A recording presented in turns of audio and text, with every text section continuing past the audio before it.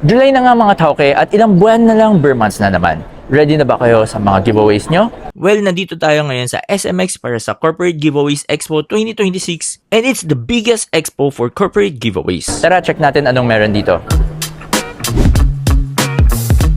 Pagpasok ko, ito agad ang bumungad sa akin, ang booth ng Star 360 Philippines Incorporated. Sila lang naman ang exclusive distributor ng mga kilalang brands tulad ng Parker, Titus, Sharpie, Mongol, Limelight, Evo, Starfile, pati yung premium na Yankee scented candles. Syempre standout dito ang Parker. Mula sa classic jotter hanggang sa eleganting vector, iba't iba ang colors and designs nila at meron pa silang Parker IM Floral at Tiger series na sobrang premium tingnan. At ang maganda pa dito, pwede mo itong ipa-personalize through engraving. Hindi lang Parker, pati yung Sharpie at Titus pens nila, pwede rin lagyan ng pangalan or company logo. Kaya naman mas memorable ang magiging corporate gift ninyo. Pero hindi lang pens ang makikita dito sa event. Sobrang daming choices mula sa budget-friendly hanggang sa premium corporate giveaways. May mga personalized shirts, mugs, unique desk accessories, practical everyday items, pati yung mga premium bags and eyewears nandito. Isa rin sa napansin ko, dumadami na ang eco-friendly options katulad nitong Restore Solutions na nag-aalok ng sustainable giveaways